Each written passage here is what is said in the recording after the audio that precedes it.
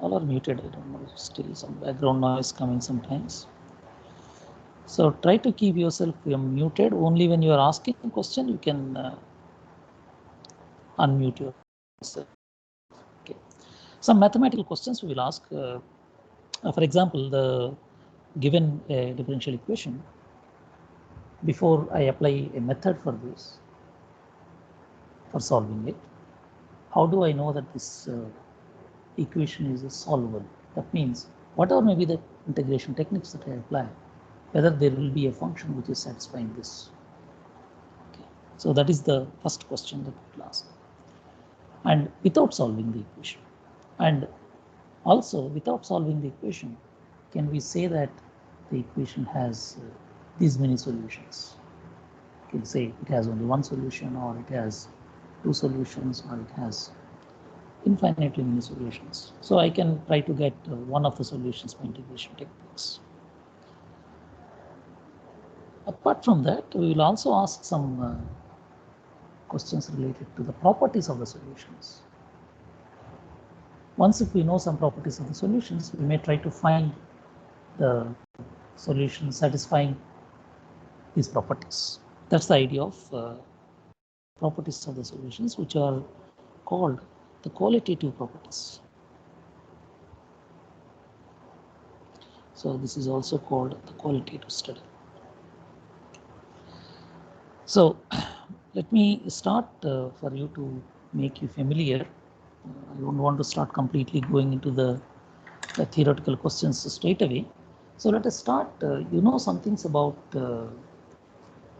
series solutions. Okay, so infinite series.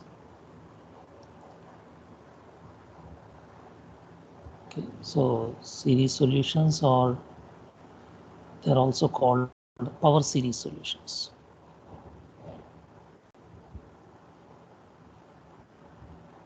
Okay, power series solutions. So what are these power series solutions, and how they make sense, and mathematically what are the questions that arise in our mind, and how to clear them while understanding the method of solving these differential equations. So first thing I want to recall a few things, but I won't prove these things now. I will prove these things in a more general setup called systems of equations. Sorry for disturbance, sir. Hello? Yeah. Sir, Yes. your screen is not visible to us. Okay. So let me see. Yes, sir. You are presenting, but it is not visible to us.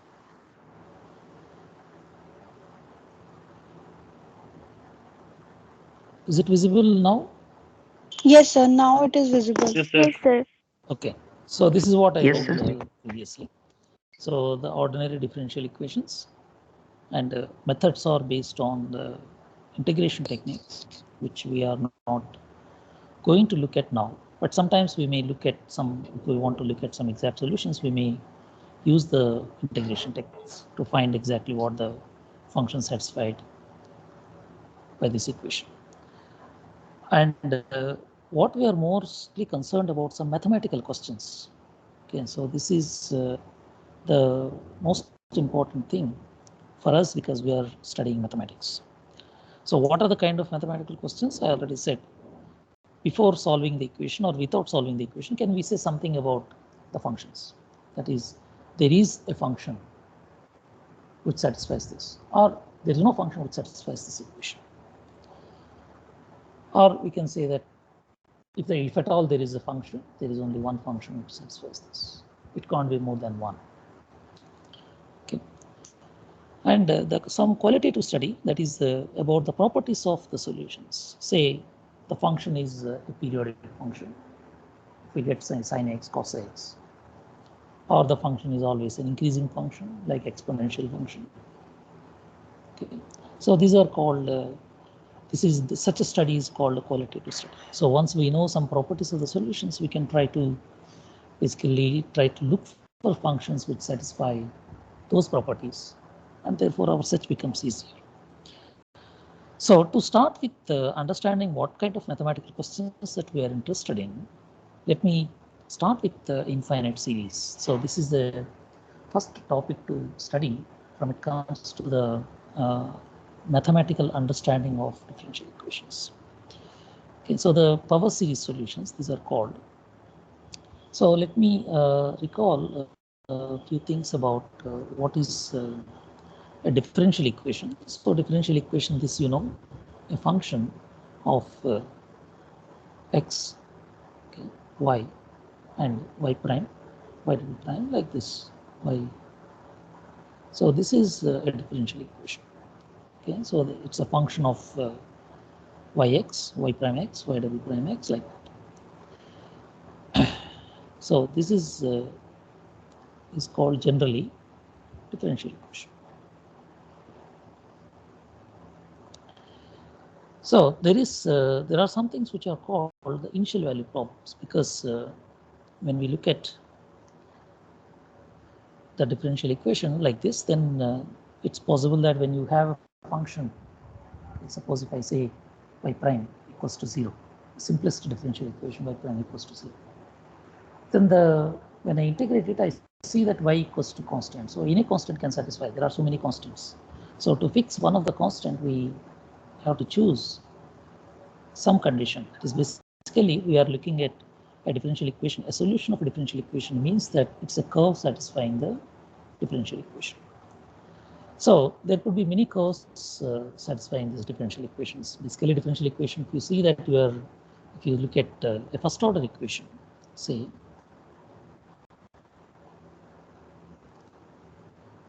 okay, so the first order equation. So the first order equation is going to be something like this: y and y prime equals to 0. That means the mostly in the normal form, you can write this equation as some g of x into y. So what is given is at every point you are given a slope. Okay, so at every point in the curve, what is given to us is a slope, right? So this depending on the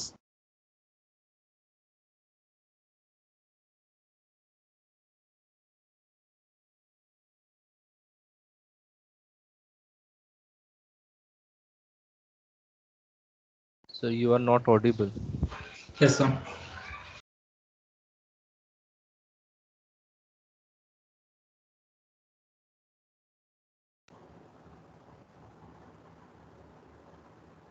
Hello. yes, hello, Sir, you are not audible. I'm not audible. Is it for all, or anybody is able So to hear now me, or audible. Now you are Okay, now. audible, sir.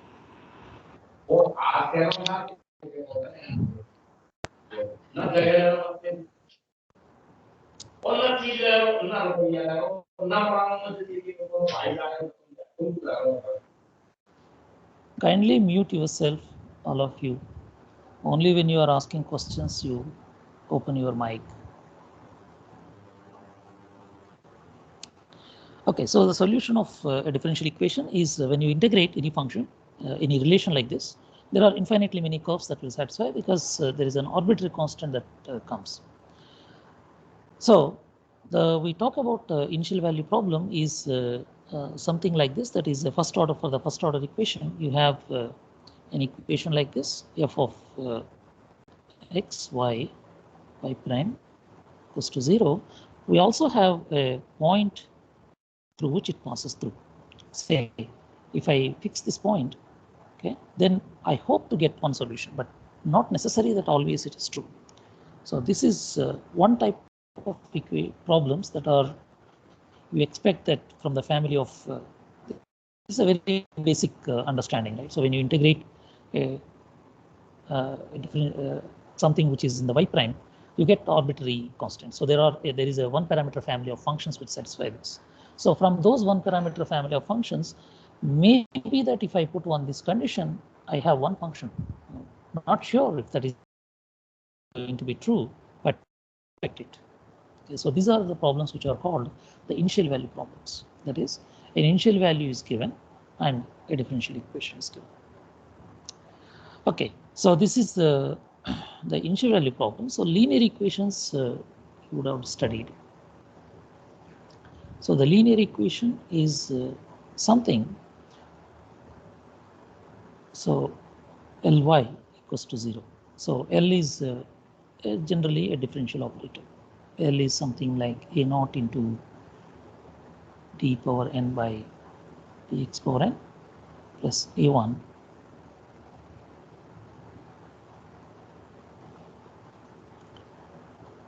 so like this an into identity. So this is a differential operator.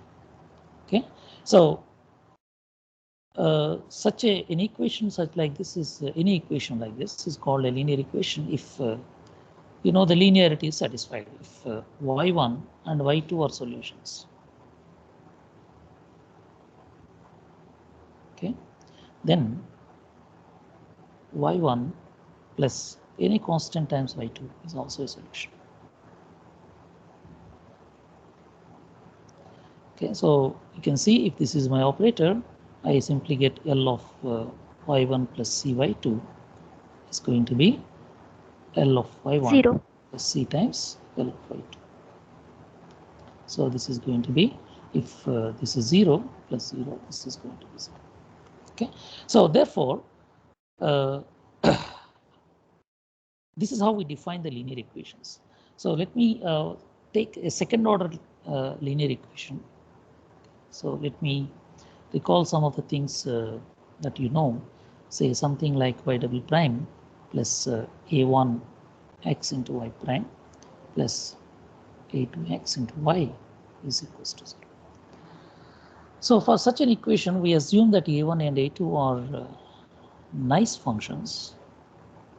a1 and a2 are nice functions. I'll tell you what the meaning of nice is. For example, you take simply the continuous functions. Okay. Then we have the following. Then you know that there are two linearly independent solutions. There are two linearly independent solutions. So I guess all of you know what is the meaning of linearly independent. Any two functions are called linearly independent, means that I cannot write one function as a constant multiple of the other function. Okay. There are two linearly independent functions. In other words, if I write two constants c1 and c2, where c1 y1 plus c2 y2 is 0, it is possible only when c1 equals to 0 and c2 equals to 0. And moreover, there are only two. Okay, there are only two linearly independent solutions.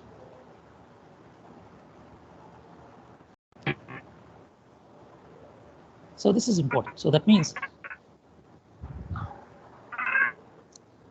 again, there is some background noise coming from somebody. Please mute yourself.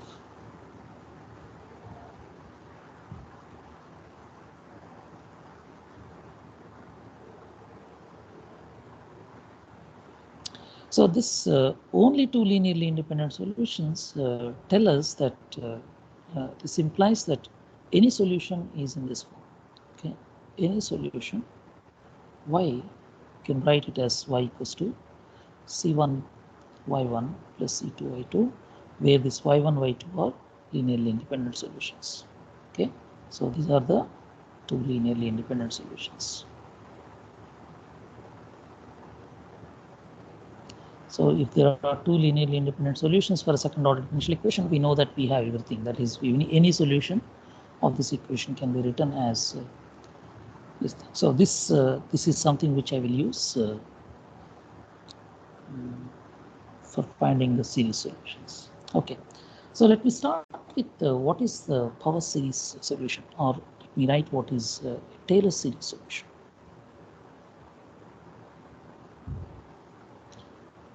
So let me take an initial value problem, a simplest initial value problem that we know. A solution of that is y prime equals to y. Okay, with an initial value y at 0 is 1. So from this equation, I know y at 0, therefore y at 0 is 1. Okay. And also I know from the equation y prime at 0, that is going to be y at 0, that is again is going to be 1. and I differentiate this equation. Okay, so differentiate the equation to get y double prime equals to y prime. Okay, and y prime is again equals to y. Therefore, y double prime at 0 is y at 0, which is again going to be y. Therefore, continue this process. You can differentiate this equation once again, this equation once again, to find the third derivative. Therefore, you can find all derivatives of this equation to be equals to 1 for all m. So once if I know all derivatives of this function, I can write the Taylor series. Okay, so what is the Taylor series? So yx is sum of m equals to 0 to infinity of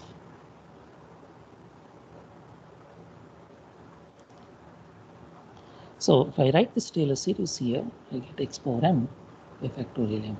So this is what we call as exponential x. Okay, very nice. So we have a very simple equation, and we are getting the solutions also very simply by the series method. I'm writing this, I'm calling this as a Taylor series expansion. Okay, so this is what is the series method. So the question is, can I do this always? Okay, so can I do this always? Always means no, sir. Always means that for all the equations, any initial value problem is given, can I always write the Taylor series? Okay, so the answer is no. We'll see why it is no. Why such a thing is no. I'll give you a simple example. Take an equation with constant coefficients. I write this as hx, which is exponential of minus 1 by x square for x not equals to 0 and 0 when x equals to 0. Also take the initial value y at 0 is 0. Okay, so this is 1 upon x square. So this is this hx is a wonderful function, which is also known as the Cauchy function. And you know the h at 0 is 0.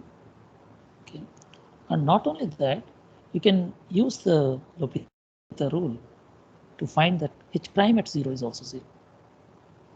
Try this. It's a good exercise from your calculus.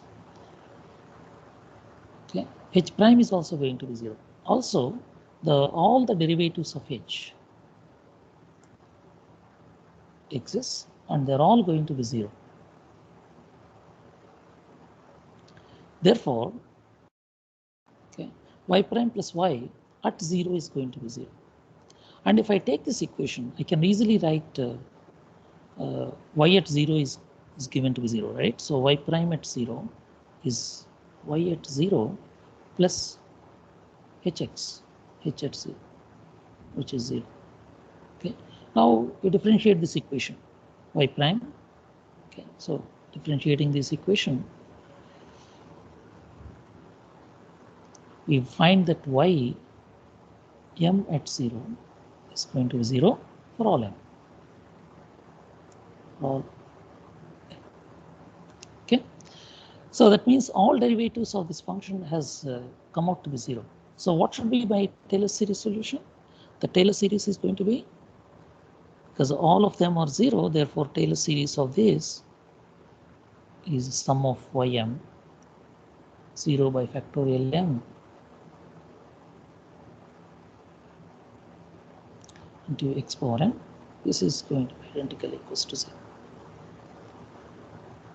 Okay, but if you see that the equation, if you look at this equation, 0 is not a solution for this equation. See that? Because the right hand side is not 0 except at 0. There is no other point in the interval, in any interval containing 0, where the right hand side is 0. Therefore, 0 is not a solution. 0 is not a solution.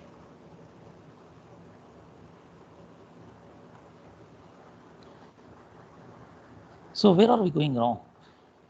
We used exactly the same thing what we did previously, right? We just wrote the solution, we just found the derivatives, and then used the thing that we know about the Taylor series, right? So we just wrote the Taylor series and found the coefficients. But this is leading us to a trivial solution. But the 0 is not actually a solution for this equation. We are leading to a trivial function, but 0 is not a solution. But it is not difficult to find what the solution for this equation is, right? So y prime plus y equals to hx. Okay, so I can multiply this by e power x into y whole prime is going to be e power x into h. Integrate this. Okay, so I get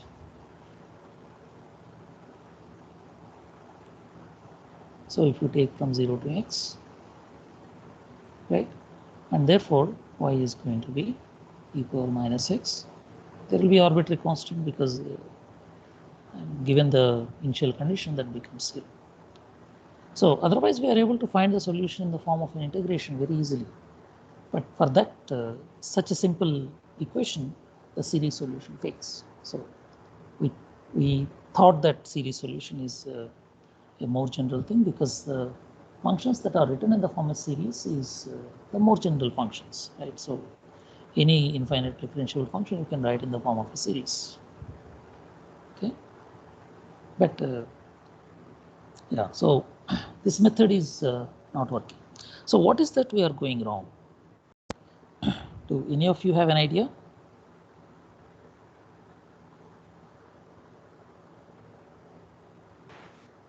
So the function hx is not continuous at 0, so we can't find its first derivative at 0.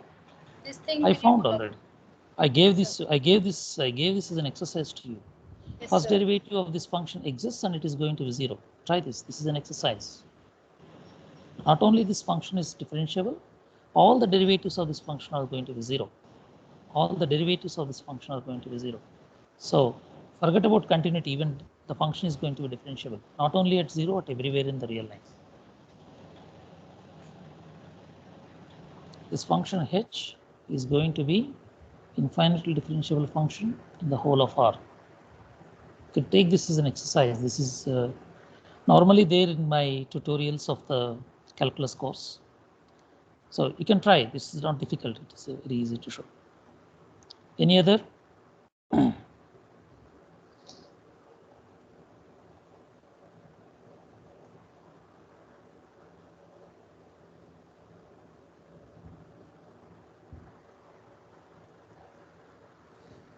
Any other guess what is going on? What is wrong with the thesis? Yeah. Y of 0 is equal to 0. Why yet? That because of y of 0 is equal to 0. No, it can be. It can be. What is the problem? Y of 0 is 0 means that I should get 0 as a solution, right? But 0 is not a solution. But I have a solution. Sir, because function is point-wise differentiable, it's not differentiable. What is the meaning of pointwise differentiable and not differentiable? Differentiability is anyway a local property, like the continuous function. Continuity is a local property, you know this, right? That means I define the continuity only at a point.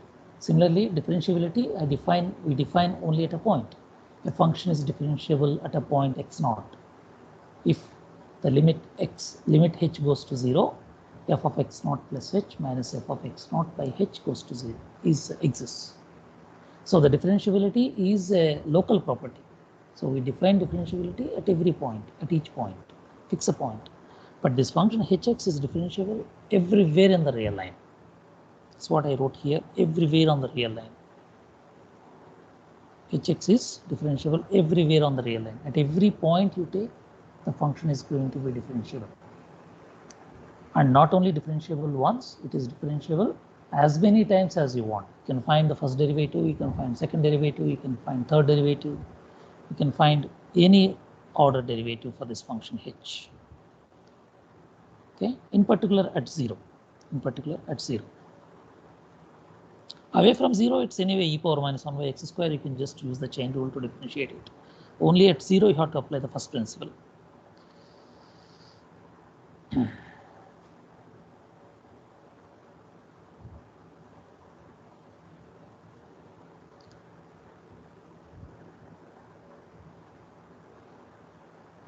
can see my screen, right? Yes or no? Or it's gone? No, sir. No, sir. No, sir. No, sir. What happened? Let me see.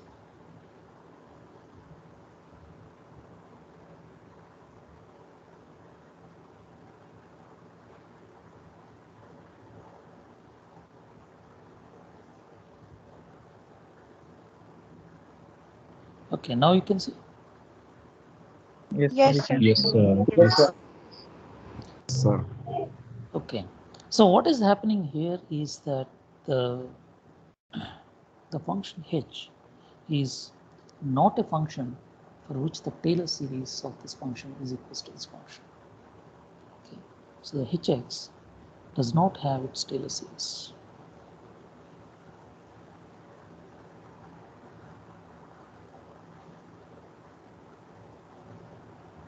So that means we can't write the Taylor series of every function and expect that Taylor series to be equal to the function. Okay, so these are the functions for which you have the Taylor series are called the real analytic functions. You would have studied in your, if any of you have gone through your complex analysis course, you would have seen something like analytic functions. So analytic functions are in the complex analysis. Analytic functions are the functions which are differentiable. Okay. Yes, sir. Yeah, which are differentiable in not only at a point, in a neighborhood of the point. So such functions become infinitely differentiable in the complex sense, in the complex differentiability sense, and those functions become and eventually become analytic functions. But the real analytic functions are different. It is because simply because if you have a real valued function, there are functions where the function is differentiable at all points in a neighborhood, but the function is not differentiable second time. But such a thing doesn't happen in the complex differentiation. Such a thing doesn't happen in the complex differentiation. That is, if a function is differentiable in a neighborhood of a point, then the function is going to be differentiable infinitely many times in the complex, but not in the real. So what are the real analytic functions? Real analytic functions are the functions for which the Taylor series exists and it converges.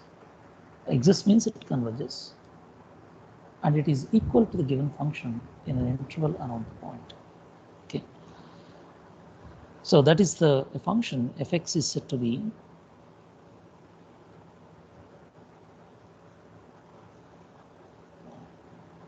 a real analytic at a point A. The point A. If x is, can write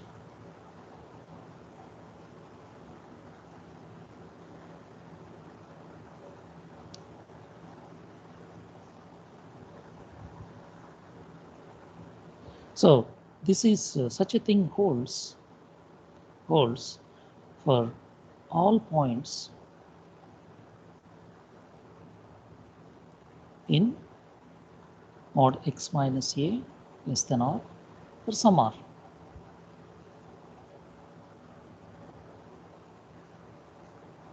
So if such a thing happens, then we call such functions are real analytic functions. So an example of a function which is not real analytic is the function which I gave, hx. Okay. Hx is not a real analytic function. That is, the hx is differentiable infinitely many times at all points on the real line, but I cannot write a series like this, a Taylor series like this. Okay. So, but there are some characterizations for real analytic functions with, which we won't go into because that requires some complex analysis, so I don't go into that. So we try to use this Taylor series methods to solve or to find solutions of differential equations. Okay, so the let me define the formally what is called power series. So you would have studied, some of you, these things may not be new things, but please bear with me, because for the sake of completeness and for the sake of some students who has not studied the power series, I'll be repeating some basics about the power series, and then we'll go to the method of power series solutions. Okay. So what is a power series? So a series in the form of an into x minus x naught, or I can write x minus a, x minus x naught, it will be like this. So n equals to 0 to infinity. So that is, I'm taking the a naught plus a1 into x minus x naught, and so on, infinite unit terms. So is called a power series. Power series around x naught, around the point x naught. Okay.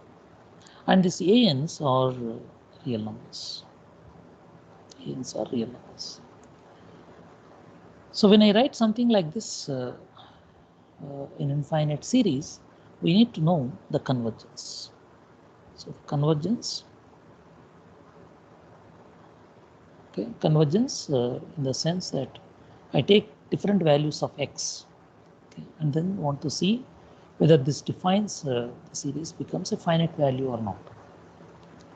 This is what we know by series, infinite series. So you see here that if I take x equals to x naught, okay, x equals to x naught, all these terms are going to be 0. Therefore, this is going to be a naught. So the power series automatically converges at the point x equals to x naught. Okay. So the look for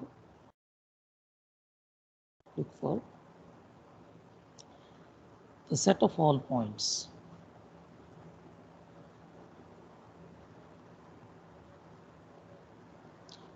are real numbers, okay, x for which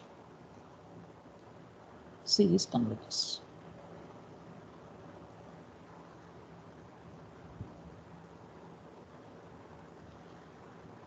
Right, so I have to look for all the points other than x naught, because x naught anyway it converges, it is actually equals to a naught, therefore there is no problem. Right, so the set of all such points, all points, okay, we want to see whether that forms, what is the kind of a set it forms, right? So we can say that such a, so for simplicity, let me take x naught equals to 0. Okay. So for simplicity, let me take x naught equals to 0. So the first of the results that we are going to prove here is that the set of all such points where this series converges is going to be an interval. Okay. So for that, towards that, first I will show the following. That is, if an x power n converges at a point x equals to r, okay, r can be positive, negative, anywhere. So you can also take r to be positive, but it doesn't matter. Then what happens is the series an x power n converges for all x in the set where mod x is less than mod r. So that is, suppose if I know that it converges at a point r, only at a point r, so that is I'm taking x equals to 1. If I take x equals to 1, the series becomes simply an, series an. If it converges at the series an converges, I know that it converges, and this theorem tells me that it converges for all points here. So it becomes an interval. Okay, so there is an interval here. So now next I will look for, if this converges here, then I will look for another point, say this point. If it converges there also, then it converges at all points in the interval. Therefore, the set of all points, okay, may become an interval. Okay, so how do we prove this? So we know that if a series converges at a point x equals to r, means that an x power n converges at r. Means that the series an r power n converges. So when you know that a series converges, this implies that there exists a constant such that an r power n is going to be less than or equals to this constant. Why is this? This is because if a series converges, then nth term of the series, if a series bn converges, then the bn goes to 0 as n tends to infinity. So if bn goes to 0 means that for large n's, the bn's are going to be less than epsilon. And before this n, there are only finitely many. Therefore, I can appropriately choose a constant c so that this is true for all n. Okay. An r power n is less than or equals to c for all n. Okay. Then what I have to look at is an x power n. So look at this absolute value of this, and we can write this as an r power n into x by r power n.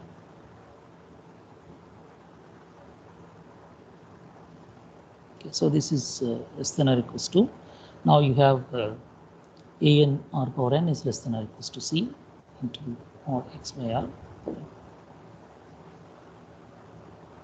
Okay, so this mod x by r is going to be strictly less than 1 for any mod x less than mod r. Okay, therefore this one, this series is a geometric series.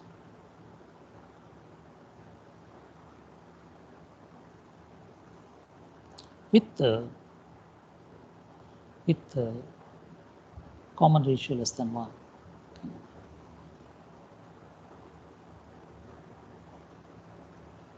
Therefore converges. Now you apply the comparison theorem. Apply the comparison theorem. So that tells me, implies the proof. That means that now for all x in this series is dominated by terms like this, for which the series converges. Okay, so I'll stop in today's lecture here. Tomorrow we will see, in the next lecture we will see some tests for convergence, and so if you have any questions you can ask me now quickly in the next 3-4 minutes. Sir, can you provide these notes as a PDF format? Yeah, I will give the notes, but meanwhile you can, because my notes may have some typing errors. So, but you should have the habit of reading the textbooks. Okay, so I will suggest the textbooks like this. There is one book by Coddington. Okay, so the spelling I don't know exactly what it is, but you can search for this. Let me see. Okay, sir. Yeah, so Sir, this is what about your exam policy? plus 2 DCA, Coddington. So this an introduction to ODE. So this is where I'm starting with the series solution.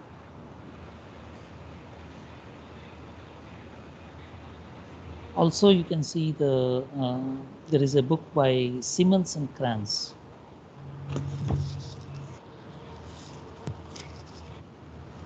So this is also an ODE book. So you can see that also. And meanwhile, I will tell you what the books I will follow when I change the book. You can try to search these books. Maybe they are available on the net somewhere. I'm not very sure, but you can try. I will share my notes in due course of time and correcting some typing errors. So if you are following my notes, then you have to be attentive in the class and see what I am teaching and then correlate with the notes, because there are some typos in the notes. So, okay, that's the, so I will share the notes in due course of time. So where we can get this recording of the class? This I think you can get recording maybe in the group when you log into there. I really don't know, because only the students can see where it is available, but it should be available. Once the class is over, it should be there. Okay, When you sir. log in Course again, what is course policy?